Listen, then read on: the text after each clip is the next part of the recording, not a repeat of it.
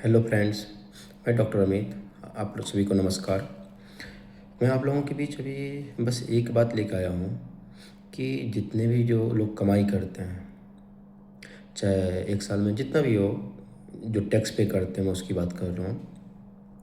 मोटा मोटी समझिए कि अगर कोई 15-20 लाख रुपया साल का कमा रहा है, वो कितना परसेंट दे रहा है गवर्नमेंट को? मोटा मोटी 20%। अब समझिए कि 20% हो गया 20 लाख का, तो बात करो तो मोटा मोटी 4 लाख। अब 4 लाख आप गवर्नमेंट को दे रहे हैं सीधा सीधा। एक तो ये हो गया टैक्स। उसके बाद क्या है? रोड पे जाइए, टोल टैक्स दीजिए। गाड़ी ख़राब हो गया, उसमें आप खर्चा होगा आपका। उसके बाद तेल दीजिए गाड़ी में, जहाँ भी आप सपोज मैं डॉक्टर हूँ तो हॉस्पिटल जा रहा हूँ, अब हॉस्पिटल जाने आने में खर्चा। रूम लेके रहूँगा, उसका खर्चा। उसके बाद खाने जाऊँगा, वहाँ भी टैक्स पे करना पड़ेगा। सामान खरीदूँगा, दुनिया में कुछ भी खरीद रहा हूँ, हर चीज़ पे मुझे टैक्स लगेगा। वो 20% तो मान लीजिए अपने सैलरी में से जो मैं दिया अलग है, उसके बाद ये सारे टैक्स मैं पे करूँगा। मतलब जितना कमाऊँगा, 4 लाख तो मैं गवर्नमेंट को एक साथ दिया, उसके बाद ये भी टैक्स के फॉर्म में एक मतलब मोटा मोटी 1-2 लाख तो जाएगा कम से कम, छोटे मोटे टैक्स जितने मिला के, प्लस जितने भी एक्सपेंडिचर मेरे हैं। अब ये बताइए कि इतने सब कुछ करने के बाद, मतलब साल भर काम करो आप, तीन मोटा मोटी 4 महीना 5 महीना आप गवर्नमेंट के लिए फ्री में काम करो। क्यों भाई? अब बोलेंगे भाई टैक्स नहीं पे करोगे तो देश कैसे चलेगा? हमारे टैक्स से रोड बनते हैं, हॉस्पिटल बनते हैं, स्कूल बनते हैं, सारा दुनिया चल रही है ना। तो भाई पूरे देश चलाने के लिए क्या हम लोग या सिर्फ जितने भी सर्विसमैन या जितने भी सैलरीड पर्सन हैं, क्या वही देश संभाल रखा है, देश का जिम्मेदारी ले रखा है क्या? जो ये जितने नेता हैं, नेता को भी सैलरी मिलता है, और सैलरी के अलावा रोड पे जाइए, टोल टैक्स फ्री है उसका। क्यों? वो देश के लिए जिम्मेदार नहीं है, वो टोल टैक्स पे नहीं करेंगे, उसको देश का कुछ नहीं पड़ा है, बस वो खाएगा बैठ के। उसके बाद उसको रहने के लिए अभी देखिए बिहार में वो इमारत बना है महल जैसा MP MLA के लिए, इसी में रहेंगे हमारे नए नए MLA MP। क्यों? वो अपना, उसको भी सैलरी मिल रहा है भाई, वो भी अपना मकान रूम रेंट लेगा और वहाँ पे रहेगा।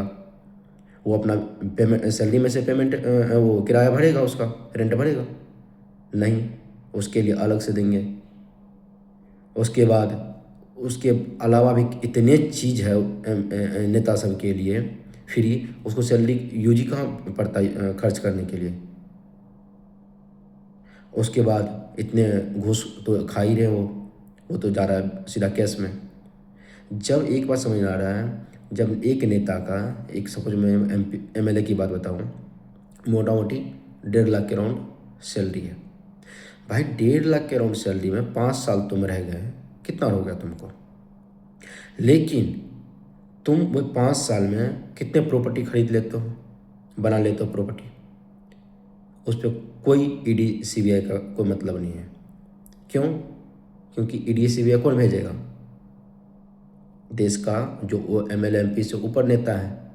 MLA MP से जो ऊपर नेता, वो क्यों भेजेगा उस पर? क्योंकि वो भी तो वही काम कर रहा है। लेकिन एक हम और आप अगर इतना ही सैलरी हो, उससे ज़्यादा अगर प्रॉपर्टी बना लेते हैं, फिर देखिए ED CBI क्या होता है। उसके बाद ये जो जितने भी हैं, मतलब मैं ये बोल रहा हूँ कि टैक्स की बात कर रहा था मैं। तो टैक्स जो है एक बार होना चाहिए कि वन टाइम आपका जो सैलरी से जितना भी परसेंटेज कटा है, उसके बाद अगर आप कुछ भी ले रहे हो, उसके बाद वो फ्री होना चाहिए आपका, उस पर टैक्स नहीं लगना चाहिए। और जो लोग टैक्स पे नहीं करते हैं, उस लेवल में नहीं आते हैं, जो इतना नहीं कमा पा रहे हैं, वो छोटी मोटी चीज़ें पे टैक्स देंगे, उससे भी थोड़ा थोड़ा रेवेन्यू जनरेट होगा, लेकिन नहीं, वो नहीं करेंगे। हर चीज़ कमाने वाला ही करेगा, लेकिन नेता कुछ नहीं करेगा देश के लिए। बल्कि ये होना चाहिए कि जितना नेता 5 साल अगर है और अगले बार हार जाता है तो उसका सारे प्रॉफिट जितने भी दिया जाता है उसको, वो हर चीज़ बंद होना चाहिए, ताकि नेता भी सोचे और कुछ अपने मेहनत से करे। ये नहीं कि एक बार जीत गए ज़िंदगी बस हो गया, लाइफ सेट है, फैमिली का लाइफ सेट है, बेटा बेटी सब सेट है।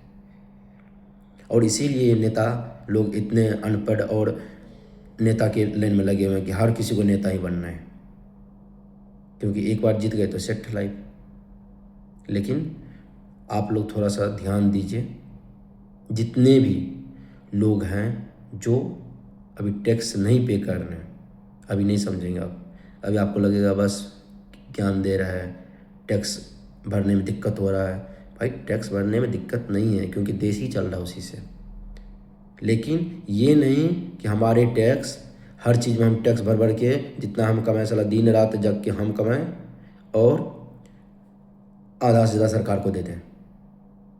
लेकिन नेता क्या करेगा, वो रुपया लूट लूट के देश में क्या लगेगा उसका 30-40%, 50%, अब बाकी उड़ाएगा, विदेश में अपना रुपया जमा करेगा, विदेश में अपना बच्चे को पढ़ाएगा, हेलीकॉप्टर से उड़ेगा, इलेक्शन आएगा तो कैश बांटेगा, ये समय लगाएगा। और आप लोगों को लगता है देश भाई उसी से चल रहा है। भाई देश उसी से चल रहा है तो इतना रुपया आ कैसे रहा है? इस नेता के बेटा इतने उड़ कैसे रहे हैं? एक नॉर्मल मैं बोल रहा हूँ लाख रुपया कमाने वाले के भी फैमिली उतने अच्छे से नहीं मैनेज हो पाता है जितने ये लाख 1.5 लाख में इसके बच्चे खुद हेलीकॉप्टर से और देश विदेश में पढ़ रहे हैं, हेलीकॉप्टर से उड़ रहे हैं। तो मैं आप लोगों से विनती करता हूँ, थोड़ा सा इस फेवर में इसको सपोर्ट कीजिए। टैक्स ये जो आ रहा है नेता होता हो, ये सबको भी थोड़ा सा इलेक्शन के टाइम पे ध्यान दीजिए, ताकि ये सब बात मुद्दा उठे। और ये ऐसा नहीं है, ये टैक्स देखिए हर एक दूसरे का ही, हम आप कहीं रुपया इधर से उधर होके जा रहा है। हमको तो ये लगता है हर चीज़ में टैक्स। आप रुपये सपोज 1 लाख रुपया कमाएं, उस चीज़ को मैं जस्ट एग्जांपल बता रहा हूँ, आप सपोज अभी स्टॉक मार्केट में लगा दिए, ठीक है, 1 लाख रुपया, उससे आपने 10,000 सपोज कमाया, उस पर भी आपको टैक्स देना पड़ रहा है। उसके बाद सपोज मान लीजिए 1 लाख रुपया लगाए, मैं अपना बता, मान लीजिए 10,000 मेरे को फायदा हुआ, हमको टैक्स देना पड़ गया। और एक बार, और मान लीजिए वो रुपया मैंने निकाल लिया, फिर उसी रुपया को सपोज मैंने लगाया, अब मान लीजिए 20,000 मैंने लॉस में चले गया, 20,000 का मुझे कुछ नहीं मिलेगा गवर्नमेंट की तरफ से कंपनसेशन, 0। लेकिन अगर अगली बार फिर मैं 5,000 भी कमाता हूँ तो ये 20,000 जो लॉस गया था ये कुछ नहीं हुआ, 0। ये 5,000 जो कमाया उस पर भी मुझे टैक्स देने पड़ेंगे। ये है सरकार का नियम। क्या ये सही है? बिल्कुल नहीं। तो थोड़ा सा रिक्वेस्ट करूँगा मैं गवर्नमेंट से भी कि थोड़ा सा इस बात, ये टैक्स स्लैब को मॉडिफाई किया जाए। धन्यवाद।